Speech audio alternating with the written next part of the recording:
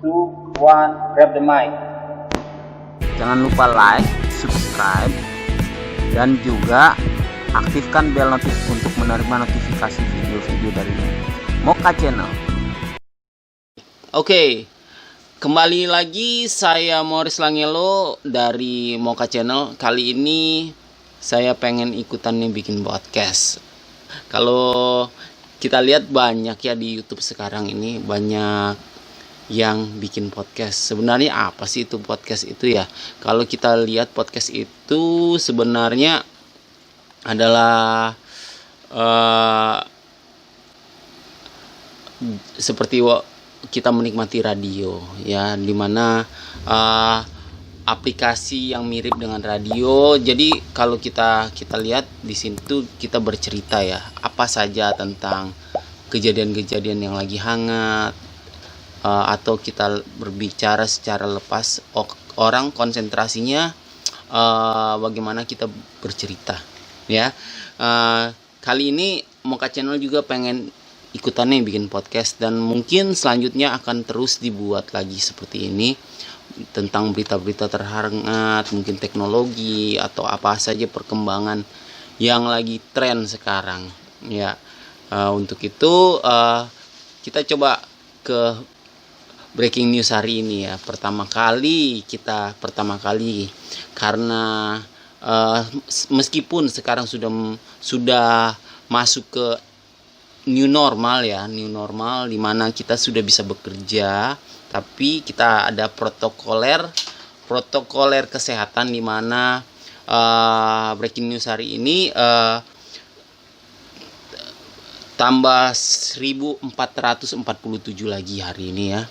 Sangat menyedihkan karena jumlah kasus virus corona di Indonesia sudah mencapai 62.142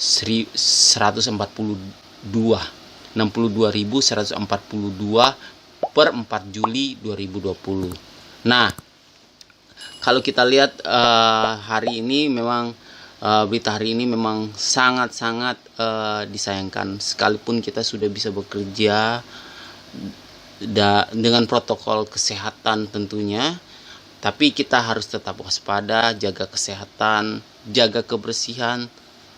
Karena saya di ruangan tertutup, saya tidak pakai masker, tapi selebihnya ketika saya keluar saya harus pakai masker. Hand sanitizer tetap harus, jaga jarak.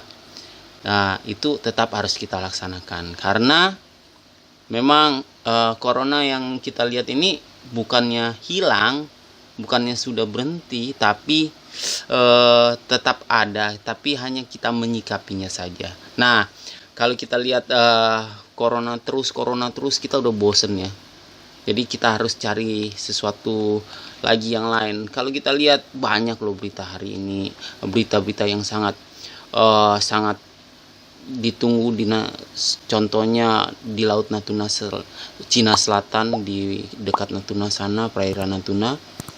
Saya dengar ya, saya banyak baca juga, ada 2 kapal induk dari Amerika, USS Roosevelt, dan satu lagi saya lupa namanya, sudah ada menjaga di pintu masuk. Nah, itu kalau kita lihat itu sangat-sangat menegangkan ya, terutama kita di Indonesia, karena sangat dekat dengan kita. Kalau misalnya terjadi peperangan, pasti kita akan terkena imbasnya. Contoh, mungkin ada peluru kendali yang salah sasaran, tapi tidak mungkin ya, sekarang teknologi sangat canggih. Peluru kendali mungkin sudah lebih baik, pasti tepat sasaran, tapi kita tetap harus waspada, kita harus tetap berjaga, karena kemungkinan ada mungkin pesawat yang harus landing darurat di Indonesia. Kemungkinan juga ada arus lonjakan pengungsi dari negara Tiongkok ke Indonesia, bahkan ke seluruh dunia. Bayangkan ya, dengan 200 juta orang berusaha keluar dari negaranya, berapa banyak yang akan masuk ke Indonesia, yang harus kita tampung demi kemanusiaan. Bayangkan jika hal tersebut terjadi. Dan saya tidak anti dengan ras atau bagaimana. Saya hanya melihat dari sisi kemanusiaannya saja, dan dari sisi ekonomi kita juga, kita semakin banyak orang, kita lapangan pekerjaan makin sempit. Tapi mengesampingkan semuanya itu, kita tetap harus waspada. Dan menurut saya Indonesia harus menentukan arah yang harus ditempuh, karena kalau kita lihat selama ini Indonesia lebih seringkali berkata non-blok, tidak memihak. Tapi pada kenyataannya sehari-hari tetap Indonesia lebih condong-condong ke arah Tiongkok, tetapi ada beberapa juga yang seolah-olah iya dengan Amerika karena ada hubungan kerjasama di situ, ada ekonomi, kepentingan, interest of ekonomi dengan Amerika, begitu juga dengan Tiongkok. Saya rasa kita harus mempunyai peranan penting dan kita harus mengambil suatu sikap seperti kuda hitam ya. Kuda hitam artinya oke, kalian dua raksasa silakan berperang, lakukan apa yang hendak kalian lakukan, tapi not in my playground, not in my house, not in our place. Silakan kalian selesaikan, tapi kalau pun kalian harus lewat, saya pikir kita harus memiliki keuntungan daripada hal tersebut. Hati-hati dengan janji-janji. Kalau kita dijanjikan begini-begini, jangan percaya. Karena kalau menurut saya sudah beberapa kali ya kita dijanjikan oleh pihak luar, kemudian kita ternyata hanya janji, tinggal janji. Nah, jadi menurut saya lebih baik dengan keadaan mungkin akan terjadi perang dunia ketiga, baik secara frontal atau secara amunisi, secara bedil-bedilan, bahkan secara dingin, mungkin economic war yang sudah terjadi, economic war, kemudian bisa biological war. Saya pikir kemarin juga ada kaitannya, tapi ini mungkin juga bisa dibantah atau tidak, tetapi hal itu pasti akan terjadi. Saya bukan orang yang pesimis. Saya pikir kita harus tetap optimis. Dalam pekerjaan kita harus tetap berinovasi.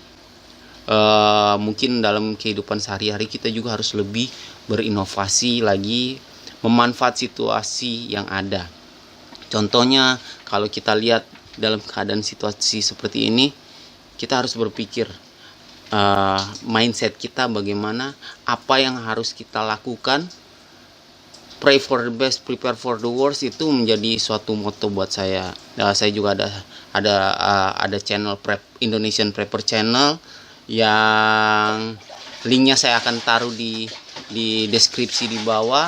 Kalian subscribe juga channel saya yang satu. Di situ saya akan lebih fokus tentang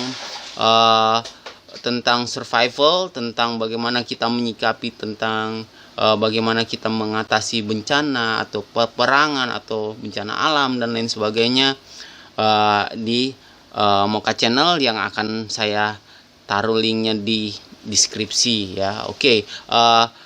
Buat podcast kali ini mungkin kita sudah bahas tentang Laut Cina Selatan, perang dunia yang akan terjadi. Tapi kalau kita lihat yang ada kaitannya dengan perang di Laut Cina Selatan antara Tiongkok dan Amerika adalah pemilihan dari presiden Amerika yang dalam waktu dekat ini, sekitar November itu akan, dan sudah sedang kampanye ya di sana. Kalau kita lihat itu akan menjadi penentu atau trigger maker, atau akan ada domino efek yang akan mempengaruhi peperangan yang akan terjadi nanti.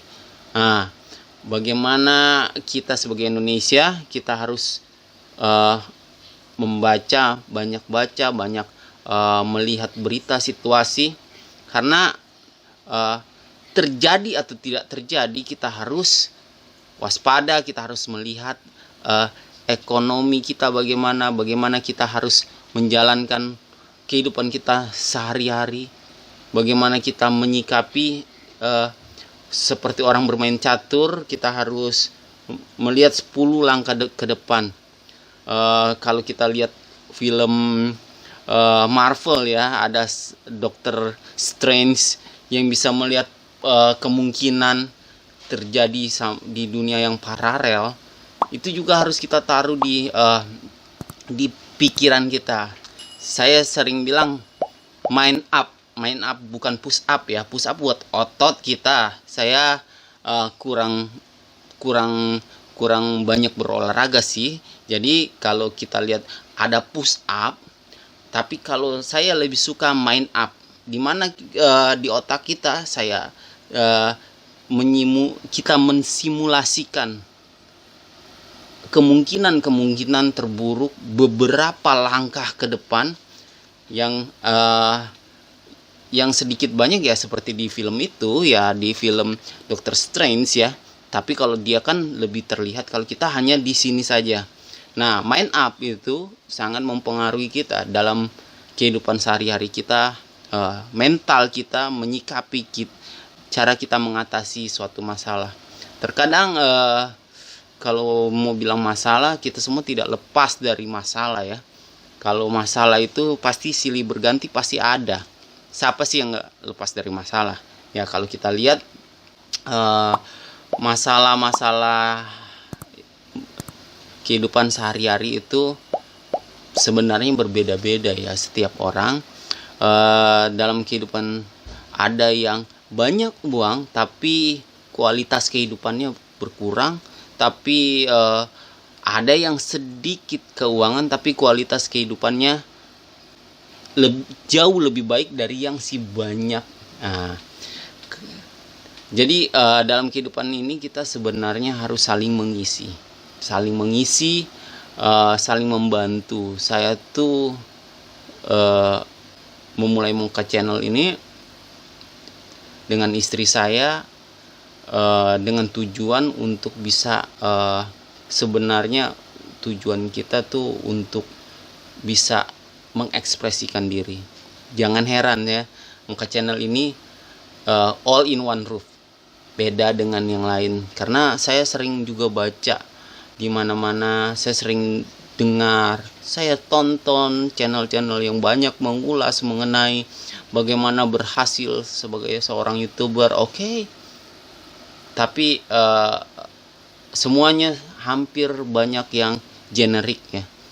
Saya lihat banyak yang berkata harus spesifik, karena ketika kita spesifik kita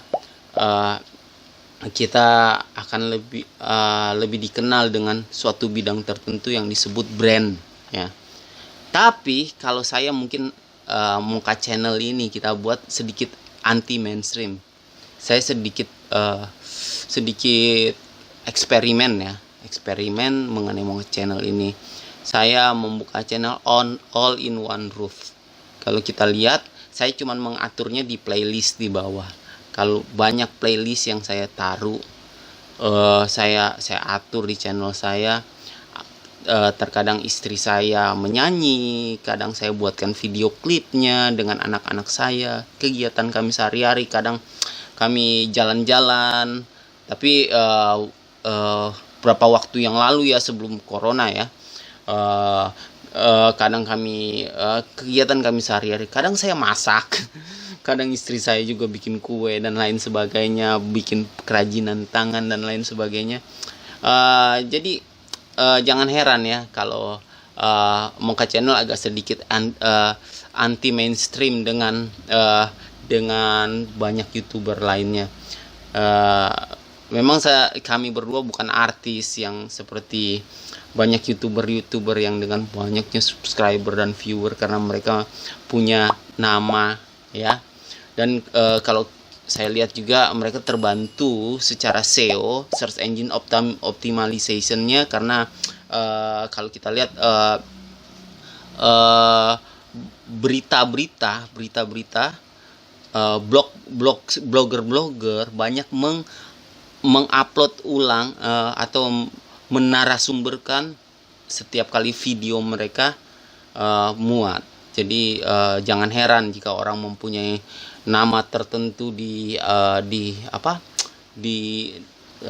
YouTube akan lebih berhasil. Lain dengan kami, kalau kami orang biasa yang berusaha. YouTube ini sudah lama saya buat. Tadinya YouTube channel ini kita khususkan untuk usaha kita, untuk bagaimana kita menampilkan, mendemokan sebagai portfolio, sebagai showreel hasil-hasil kami. Tapi kemudian saya lihat sepertinya tidak ada kehidupan di situ. Saya tambahkan dan kegiatan-kegiatan lainnya. Kemudian karena banyak hal yang kami bidangi, kami coba muat, berpromosi. Kadang ada juga tiba-tiba saya ada kenalan saudara kerabat yang rumahnya mau dijual, mobilnya mau dijual mungkin, atau ada apa, tolong dong bantu, silakan hubungi kami. Kalau ada juga yang mau, saya bisa bikin video singkat, baik rumah makan, usaha, atau misalnya saya bisa bikin review, saya edit, kemudian saya tampilkan di video, kemudian kita blasting ke semua sosmed saya. Kebetulan saya ada beberapa grup yang saya bisa pakai untuk blasting, grup Facebook, Instagram saya juga. Jangan lupa di follow ya Instagram saya dan istri, Morris Seska ya. Nanti ada juga di deskripsi di bawah. Jadi di situ sebenarnya kegiatan kami sehari-hari, usaha ya, all in one roof konsep. Kalau kita baca majalah ada kolom ini, ada kolom itu, resep, ada TTS, ada ya mungkin seperti itulah. Jadi jangan heran ya kalau di Muka Channel itu kok campur-campur, tidak seperti YouTuber sukses lainnya yang lebih spesifik di satu bidang sehingga ada brand. Saya nggak terlalu mikirin brand saya ya seperti ini, all in one roof. Karena kami melakukan YouTube ini karena ingin mengekspresikan diri, bagaimana hasil kerja kami sebagai portfolio kami, showreel kami, bagaimana kami bisa mengetes juga. Kadang ya banyak hal yang bisa kami lakukan. Seperti saat ini ya, saya coba podcast. Kalau saya sering lihat ya, ada beberapa YouTube yang saya subscribe juga ke mereka, bagus-bagus, keren-keren. Jadi inspirasi buat saya juga. Saya sering lihat, waduh, pengen juga bikin podcast. Tapi males mau bikin channel lain. Lebih baik saya taruh aja di sini, kita bikin playlist podcast ya kan. Kalau kita bisa ketemu langsung, bisa ngobrol-ngobrol begini, lihat kalau ada pertanyaan-pertanyaan mengenai apa aja, saya dari Muka Channel, kami akan berusaha menjawab. Tinggal taruh saja di komentar di bawah ya, pertanyaan apa saja, kami akan mencoba menjawab sebaik mungkin. Tapi banyakkan komen ya, saya juga sering dapat minta saling sub. Oke, nggak apa-apa, namanya usaha, nggak apa-apa. Kita juga sering bantu kok orang yang minta saling sub, asal bener di sub. Sebenarnya ya subscriber itu nggak kunci penting dalam ber-YouTube, karena yang dipentingkan itu viewernya ya, berapa lama video itu ditonton orang. Jadi kalau mau minta saling sub, oke lah, nggak apa-apa, nggak masalah. Kita tetap saling bantu ya. Kebetulan saya juga punya komunitas YouTuber Indonesia ya di Facebook group yang membernya progresif. Sekarang udah sekitar 40 hampir 50 ribuan orang ya. Kebanyakan saling sub. Ya nggak apa-apa, nggak masalah. Silakan, bagus. Tapi kalau saya sarankan lebih baik bikin konten yang semenarik mungkin, sehingga kita ngejar viewer ya, karena kita dibayar kalau ada iklan dari AdSense ya. Kalau kita cuman saling subscribe belum tentu ditonton ya. Oke, nggak masalah. Kadang juga banyak yang unsub lagi ya, apalagi di komunitas YouTuber. Saya taruh linknya di bawah ya, di deskripsi. Ada 2 sih komunitas YouTuber. Yang satu sih baru 8 ribuan sekian, progresif ya. Tapi ada 2 komunitas YouTuber Indonesia yang saya coba buat. Tadinya hanya saya dan istri saya ya sebagai admin di situ. Kemudian sekarang hampir setiap hari 100-200 orang minta gabung ya. Dan banyak dari mereka juga bantu saya subscribe channel, nonton video-video saya. Terima kasih banget buat mereka. Salut buat komunitas YouTuber Indonesia. Sieseni Kamsia. Terima kasih banyak buat semua yang saling bantu ya. Terutama kalau bisa di view sampai habis. Ya, di view sampai habis itu baru top, ya kan? Nah, kalau menarik, kalau nggak suka nggak apa-apa, kasih dislike juga boleh. Tapi jangan lo banyak-banyak, ya kan? Saya jadi medok Jawa ya, padahal saya kan orang Manado. Tapi nggak apa-apa, saya lahir besar di Jawa, nggak masalah. Aku iso ngerti ngomong siti-siti ya, nggak masalah. Jadi kalau kita lihat di sini, kita harus jangan terlalu tegang, jangan terlalu kaku. Saya sih orangnya seneng bercanda. Kalau orang yang sudah kenal sama saya, mungkin orang yang kalau belum kenal saya akan terlihat kemungkinan orang yang sombong, arogan atau bagaimana kelihatannya saja. Tapi kalau udah kenal saya tuh orangnya suka bahasa Jermannya ngeguyon. Bahasa Jerman maksudnya suka melucu. Tadinya saya pengen rencana bikin stand up komedi tapi nggak kesampaian. Saya pikir-pikir ntar gantengan Mongol daripada saya. Kok gantengan, maksudnya ntar takutnya ada yang nggak suka dengan bercandaan saya, yang kadang-kadang bercandaan saya agak sedikit garing, krik. Kadang-kadang ada yang ngerti, kadang-kadang tiba-tiba saya lagi nggak ngelucu, diem aja, lagi nggak ngelucu, bener sumpah nggak ngelucu, tiba-tiba ada yang ketawa. Ya kan, hal-hal seperti itu yang kadang-kadang jadi bikin stand up komedi atau enggak ya, mikir-mikir juga. Tapi nggak apa-apa, saya mikir ala podcast aja seperti ini. Kalau agak-agak sedikit ngebanyol sedikit ya nggak apa-apa, mau didengerin nggak apa-apa, nggak didengerin juga nggak apa-apa. Ya paling juga orang kesel dia skip ya sampai ke detik kesekian saya ngomong ke intinya. Kalau di skip, kalau dia langsung ganti cari video lain, baru dia boom. Ya kan, bercanda jangan, cuman bercanda ya, jangan. Kalau bisa tonton sampai habis, nggak lama kok, 2-3 jam. Ya sekitar ya standarnya ya. Oke. Kalau kita lihat lagi nih ya, baru-baru ini saya ngelihat berita. Ini bukannya saya sok menteri atau apa ya. Saya bingung juga, seorang presiden, Bapak Presiden Jokowi. Saya seorang Jokowers ya, saya seorang Jokowi. Saya ngelihat Pak Presiden sampai marah di video. Bukan marah ya, maksudnya menegur, memberikan nasihat yang agak sedikit keras kepada kabinetnya.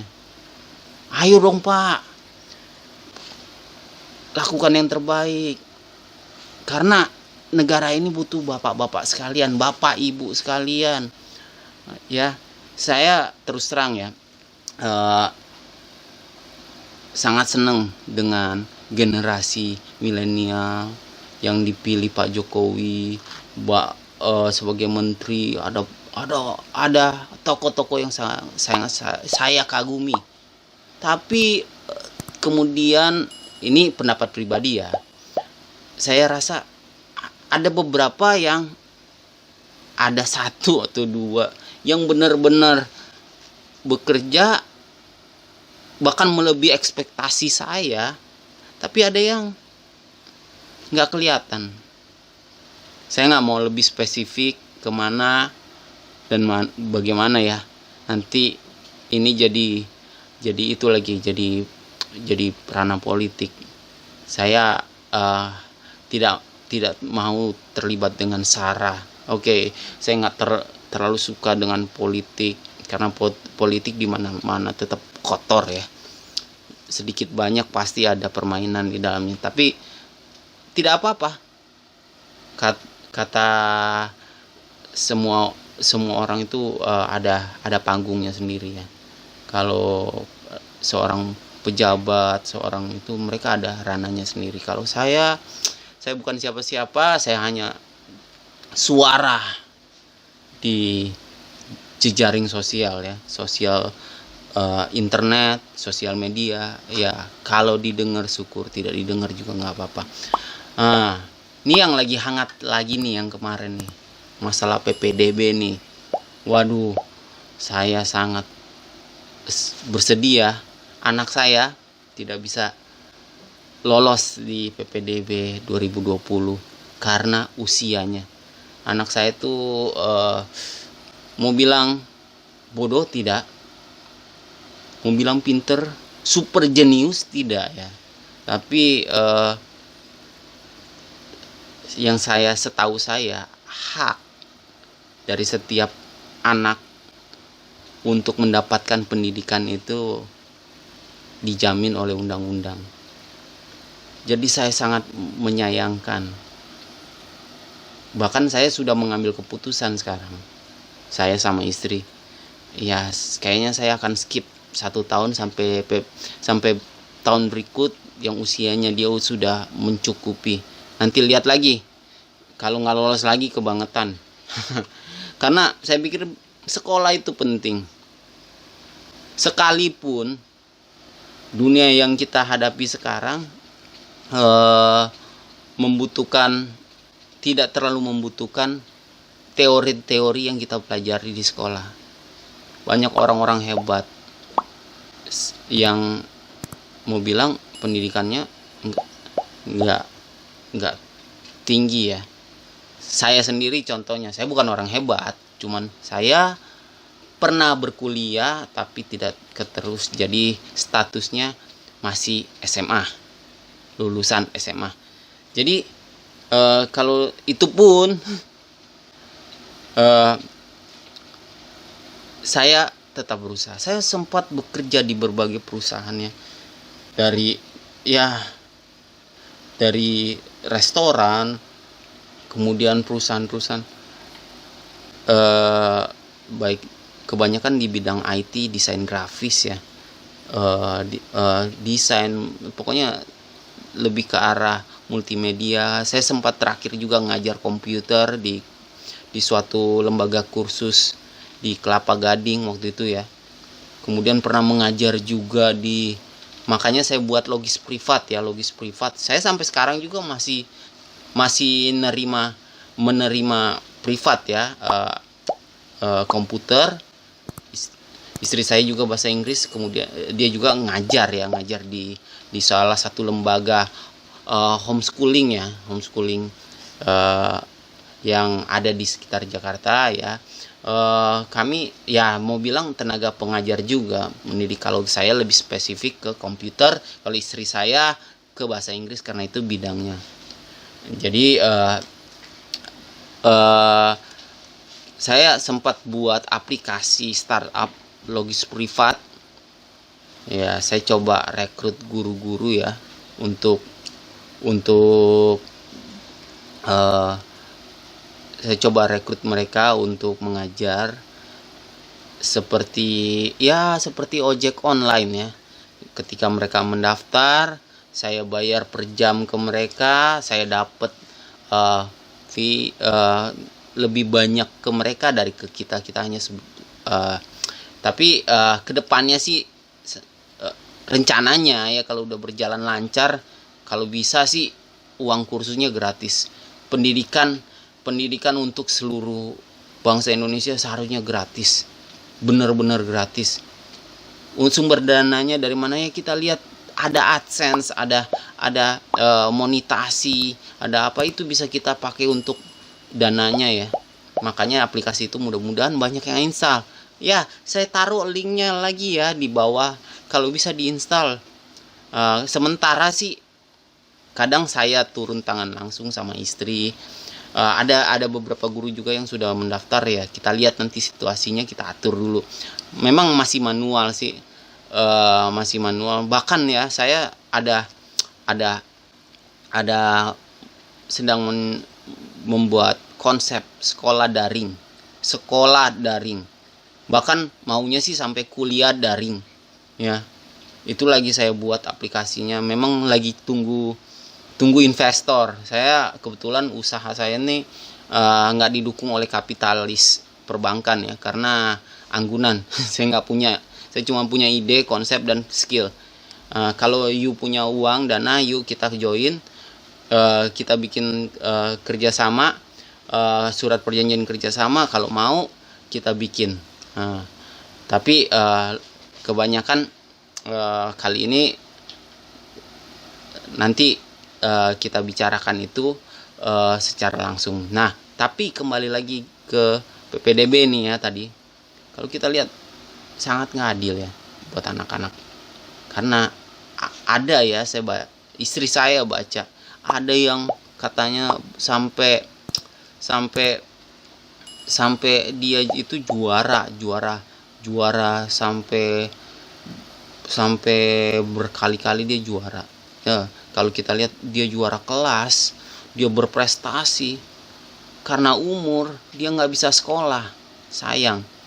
Lagi pula kan yang mencanangkan, saya sering kali ngomong sama guru, jangan sampai untuk hal-hal yang sepele, rencana presiden yang mencanangkan 12 tahun wajib belajar itu gagal. Saya tuh sangat ya, mungkin orang tua yang proaktif ya, sering kasih masukan-masukan yang mungkin dianggap kritikan ya.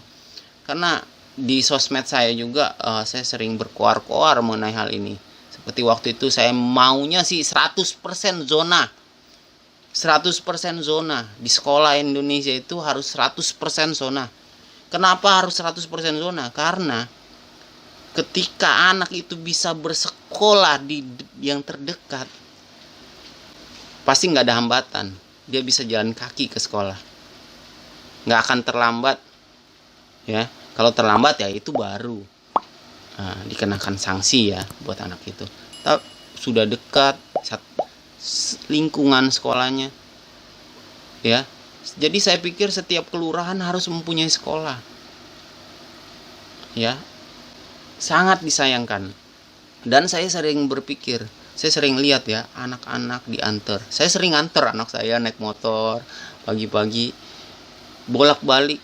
Kebanyakan tuh yang bikin macet Jakarta ketika kita mengantar anak dan menjemput anak. Ya, ada juga sumber-sumber lain, cuman kebanyakan ya saya berpikir, kenapa tidak, karena ini saran, kenapa tidak bus-bus sekolah yang ada itu dialihkan untuk bus sekolah dan standby di setiap sekolah. Yang setiap kelurahan butuh satu sekolah dari SD, SMP, SMA yang siap menampung satu kelurahan. Nah, paling tidak 2 atau 3 lah dalam satu kelurahan itu, kalau tidak cukup ya. Nah, jadi kadang saya juga lihat ada sekolah negeri samping-sampingan sampai 4-5, kebanyakan gitu.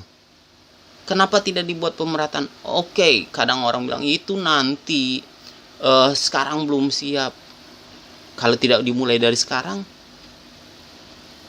kapan kita akan mencapai pendidikan seperti contohnya negara Finlandia. Nggak perlu lama-lama di sekolah, jangan dari jam 7 pagi, setengah 7 sampai jam 3 sore. Itu too much, terlalu banyak buat anak-anak. Kalau saya pikir efektif 2-3 jam belajar di sekolah, dan selebihnya dibuat untuk ekstrakurikuler yang sesuai minat dan bakat anak tersebut. Contoh, dia pemain basket, dia bisa berlatih basket, atau mungkin karate. Saya dulu ikut dojo karate, ya, bisa berprestasi. Jadi kalau saya lihat, bisa juga belajar komputer, bikin game, ada e-sport sekarang. Anak ibu-ibu, bapak-bapak, kalau anaknya sering main game, jangan dimarahin. Boleh main game, tapi coba arahkan mereka, jadikan mereka bukan hanya pemain game, tapi pembuat game, supaya kita punya banyak programmer yang bisa bikin game, ya kan? Bisa bikin Minecraft, bahkan lebih hebat dari itu. Nah, jadi arahkan mereka. Kalau punya anak-anak, ketika kita lihat dia minat di sesuatu, kita arahkan supaya berguna, supaya waktu mereka tidak terbuang dengan sia-sia. Jadi saran saya sih, pendidikan di Indonesia harus lebih lagi dipikirkan. Saya kalau lihat Facebook saya tuh, di unggahan, di postingan saya pernah menjabarkan usulan-usulan saya. Sampai ada yang bilang, mau jadi menteri ya? Maaf, saya bukan kapasitas menteri. Saya cuma menyarankan. Saya pikir disuarakan, siapa tahu didengar. Kalau tidak didengar ya tidak apa-apa. Tapi kalau didengar ya bagus. Nah, bincang-bincang kita kali ini mungkin agak sedikit beda ya dengan Mocha Channel pada umumnya, tampil dengan video yang langsung naik, edit naik, kemudian. Tapi kali ini lebih bisa mengenal, bisa melihat saya secara langsung. Mungkin nanti istri saya, dia juga ada bikin channel Mochalogy Sauce ya. Itu nanti deskripsinya di bawah ya, nanti saya kasih linknya. Di situ dia lebih spesifik ke bercerita dongeng buat anak-anak, kalau punya anak-anak. Tapi kali ini lebih arah fokusnya ke storyteller ya, bagaimana seorang storyteller. Dia kebetulan seorang guru public speaking juga, jadi dia bercerita benar-benar seperti dongeng anak-anak, tanpa ada gambar-gambar penunjang, paling cuman background musik sedikit ya, menceritakan tentang banyak hal. Nanti kalau bisa di like, subscribe juga, dikasih komentar juga, di view yang utama. Kalau bisa ya di deskripsi ada linknya ya. Di support juga channel istri saya supaya dia lebih semangat lagi. Mocha Channel kali ini sering juga istri saya tampil menyanyi dengan bantuan aplikasi, tentunya aplikasi Star Maker, dan nanti juga kita juga akan buat lebih profesional lagi, makin hari makin bagus video-video kami. Kalau kita lihat akan makin lama kita akan upgrade alat-alat, kita akan lebih profesional lagi, lebih terarah, lebih ada feel-nya, orang bisa kenal kami bukan mesin, kami bukan robot, kami bukan spammer atau coding yang diperintah untuk melakukan. Tapi kami ini adalah manusia, we are human being. Kami mau mengenal Anda bisa mengenal kami, kita bisa saling berkenalan, saling mengerti, saling membantu, saling membangun jaringan. Siapa tahu kita bisa berbisnis, kita bisa melakukan banyak hal, tidak masalah. Karena dunia sedang berubah. Kita harus mempunyai bisnis yang paling bagus sekarang adalah jaringan. Jaringan di mana kita saling bertukar informasi. Gue usaha ini. Gue punya ada skill ini. Gimana bisa kolaborasi? Kita bisa membangun suatu tim. Saya kenal siapa, kamu kenal siapa, saling melengkapi, itu nggak masalah. Filosofi saya tuh, ketika kita naik 5 tangga, kita harus membantu yang lain untuk bisa naik di tangga ke-5 seperti kita, supaya kita bisa lanjut naik ke tangga ke-6. Nah, jadi di situ saya juga ada membantu beberapa YouTuber pemula. Saya juga bantu mereka untuk membuat channelnya. Mereka coba pengen jadi YouTuber juga katanya ya. Ada beberapa saya juga taruh ya di YouTuber saya, di channel saya. Di sebelah kanan ada di pojok kanan kalau nggak salah itu ada juga channel YouTube yang saya bantu untuk recommended channel ya. Saya bantu di situ. Kira kalau bisa dicek juga, kalau suka di like, subscribe, nonton, di view sampai. Untuk itu saya Morris Langelo berterima kasih karena sudah ditonton. Sampai jumpa di podcast saya selanjutnya. Terima kasih.